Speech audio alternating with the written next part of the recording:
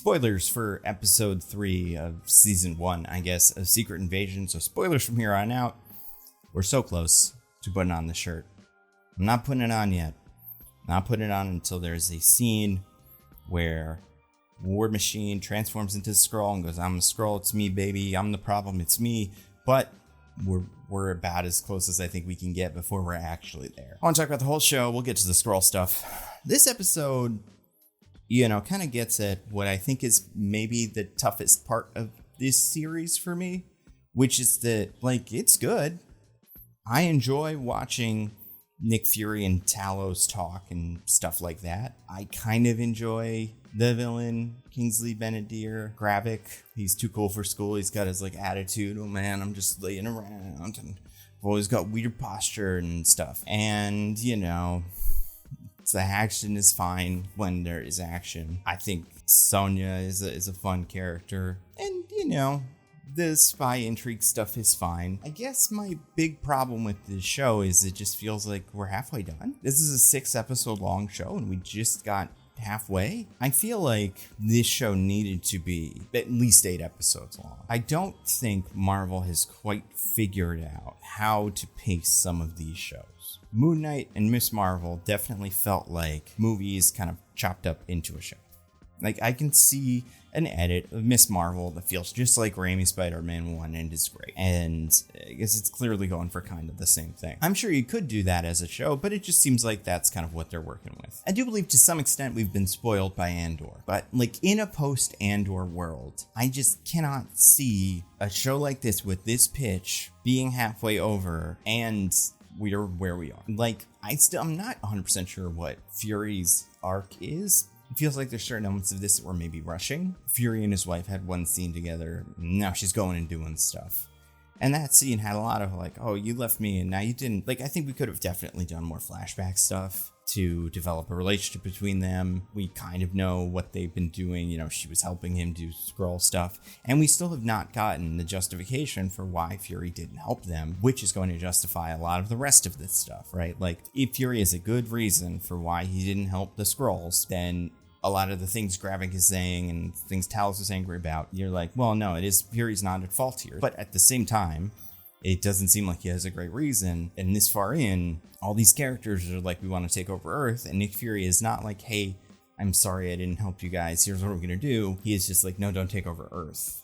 It just feels for a show that follows in the footsteps of the Flag Smashers with a, rebel oppressed army lashing out and doing terrorism or whatever, you do kind of have to at least construct a situation that makes a little bit more sense in terms of just justifying why it is okay that this has been going on, and why this villain, who really seems like a bad guy, is the bad guy, right?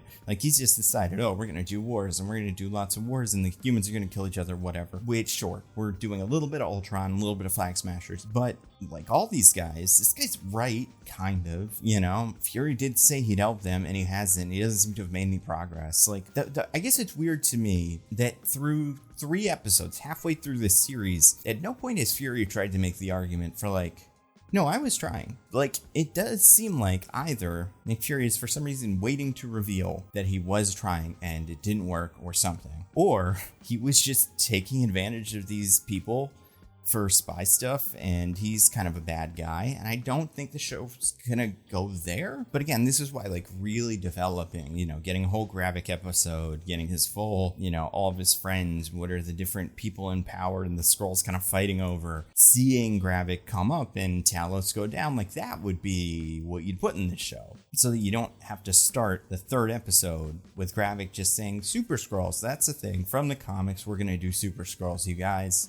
That's what's cool and different about this show. I don't know. But again, it's a well-acted, very watchable show with characters we like and performances that are all pretty good. I think some of the plot elements are kind of, it's all fine. I guess there's no, it feels like this series is going to end at what should be the halfway point. I think if they leave any threads Like, if there is a secret Skrull who gets revealed at the end, and he's like, actually, I was a Skrull the whole time, and now I'm in charge of something. I don't think then the next step is going to be, and then he's dead, and now the Skrull problem is over, right? Like, I think the show is going to leave the door open for lots more Skrull stuff. And I just don't think there's going to be a huge appetite for it. Like, I think with a show like this, you really do have to say, what are the Skrulls? What kind of story we're trying to tell? And what do the Skrulls represent? What real oppressed people are we trying to kind of slot them in for? And what kind of metaphor are we trying? Because, like, you really could easily tell a story about a Nick Fury who just took advantage of these people, like, full stop. And he's sorry about it because he likes them, but he did what he did.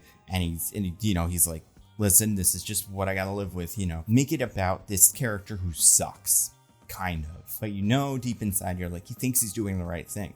That is something Andor's doing really well, right? Luthen Rael, Andor, to some extent, Cassian Andor, are characters who've made big compromises for some sort of peace or this rebellion or whatever. But they understand, like, I'm not a good person. This rebellion, I'm creating a world that is not for me. And it seems like the Nick Fury in Secret Invasion is also one of those guys, right? Like, he took advantage of these people. They kind of hate him for it.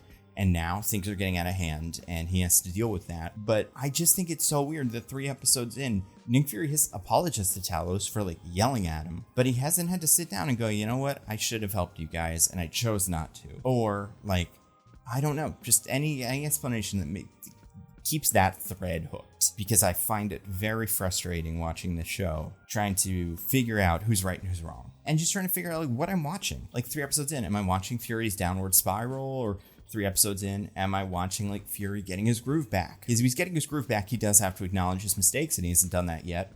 And if it's downward spiral, I don't think he's going to be able to be cool and nice guy in Captain Marvel, for example. Like, I think there are some really cool things that this show could do at the very end that would really change kind of the status quo. Like, Talos could kill Nick Fury and take his place and be like, I'm doing this.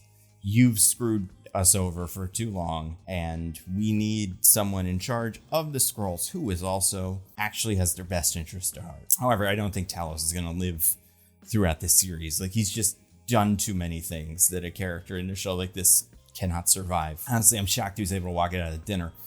But it's kind of annoying to me. I do think it feels like a problem that we know that Nick Fury's in the Marvels, and the Marvels takes place after this. Because I think this could be a really brutal kind of introspective, like, spycraft in a universe like this. What does that mean for a character like Nick Fury, who has been not just exploiting people and, different spies and, like, doing all kinds of stuff, all kinds of weird clandestine CIA stuff in the 80s and 90s and 2000s or whenever he was active. That plus also this refugee thing. He has magic refugees that he can use as spies that he's been lying to. Like, it's a really compelling question and, like, a really compelling issue for a spy show to deal with. And it just doesn't feel like there's enough time for the show to do Super Skrulls, do a secret reveal, do some more Sonya stuff, bring certain characters who definitely are not dead back from the dead. I just don't see it. And it's, it's kind of a shame. Like, Nick Fury has no right to be mad at Talos for letting 1 million Skrulls in, because who cares? You weren't doing anything about it. What were we supposed to do? If we told you we're going to put 1 million Skrulls on, you'd say no, and you got to help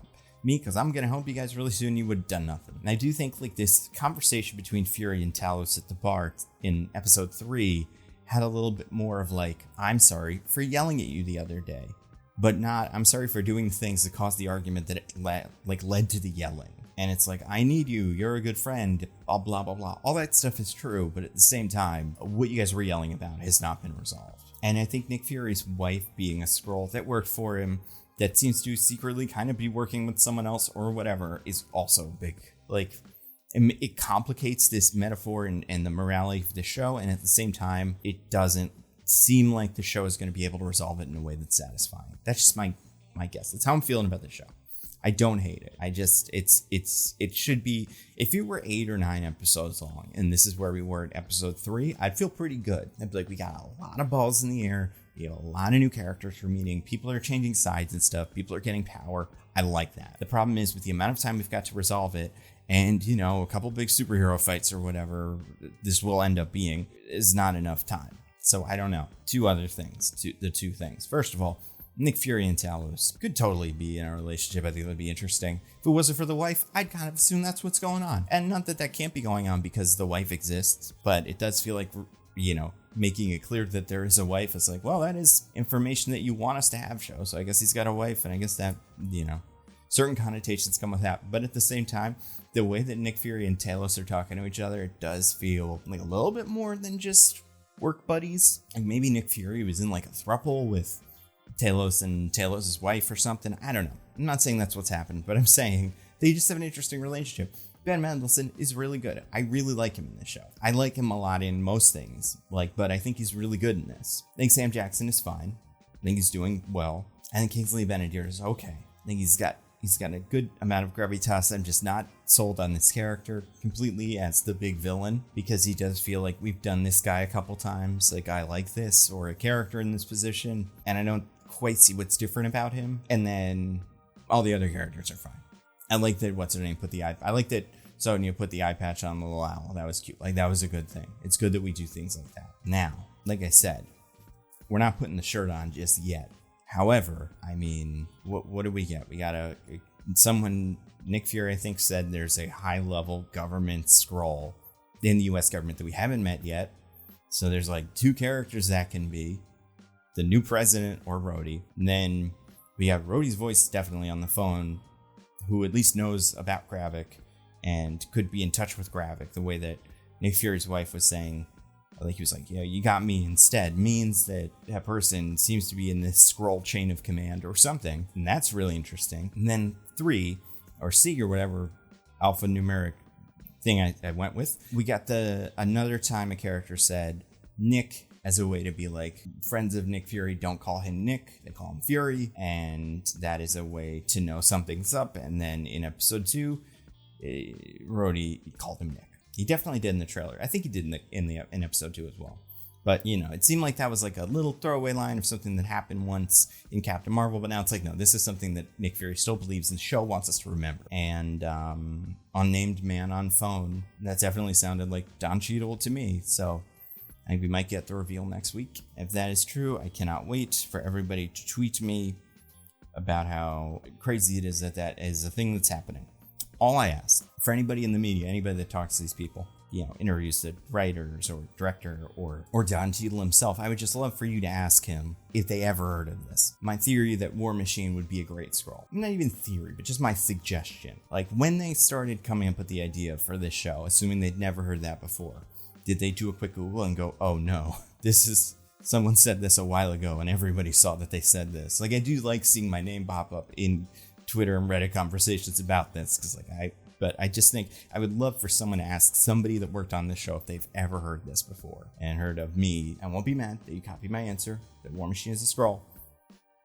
I just love to know. So yeah, Secret Invasion, it would be tricky to do this if the Skrulls were just the Skrulls. If they were the Skrulls from comics, which are shapeshifters, and we didn't have to deal with like Talos being someone Fury knows and everything, it was just that. That would be a tough show to do in 6 episodes. Doing that and trying to work out all that with what we already know about the Skrulls does make this show very thorny. I'm more than willing to give them the benefit of the doubt. It'll take a couple weeks. By episode 6, maybe we'll know. But I'm curious to see if they can stick the landing and what this show is trying to say, because I think 3 episodes in, halfway through 6 episode series, I'm still not quite sure. So I would say this episode, like, watchable, 5 out of 10 or whatever. But, I don't know.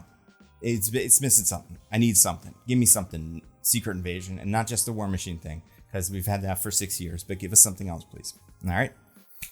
Thank you so much. Follow me on Twitter and Blue Sky and everything, and NandoV Movies on all those platforms. That's all I got. Stay safe. I'll see you next time.